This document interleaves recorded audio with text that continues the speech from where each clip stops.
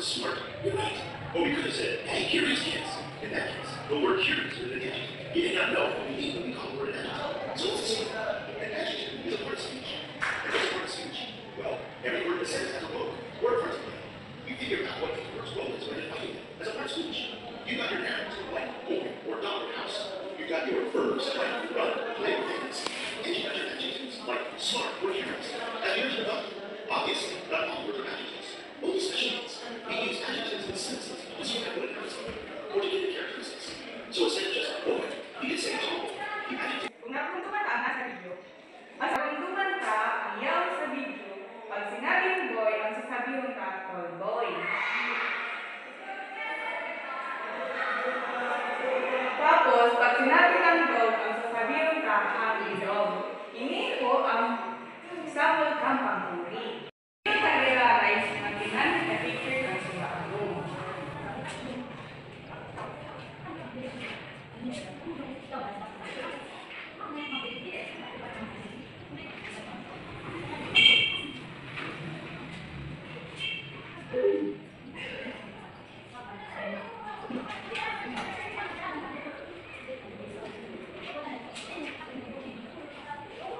Natatandaan pa ba nindo kung ano ang mga huli?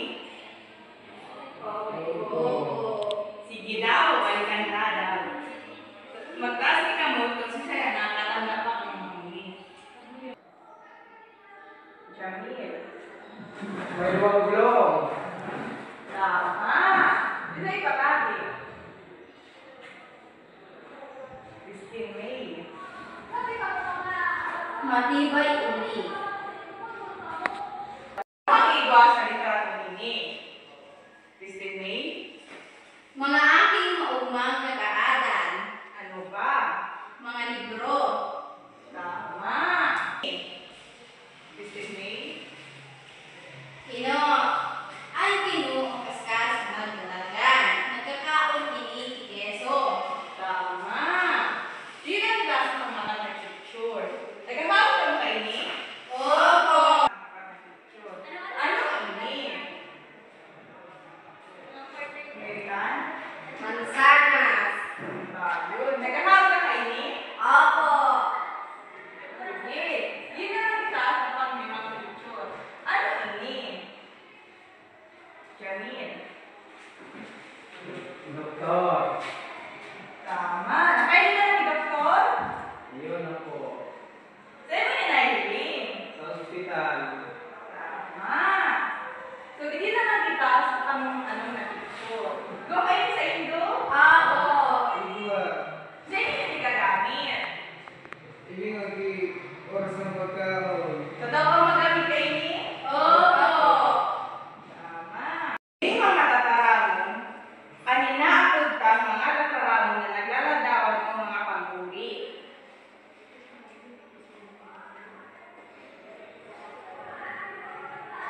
Sahon na daw ini mga akit. Ini na kataramon at inapaputan mga kataramon na naglalaway o mga paguli. Ay, mas matibay yung narasa. Ano da ang mga panghuli? Christine May? Ang pangguri, iyo ang naglalagawan ng mga kataramon. Tama. Anong ginigibo ka ini? Ginigibo ka ini? Christine May? Naglalagawan, ipangalan, kang tao, lugar, pangyayari o ideya. Tama.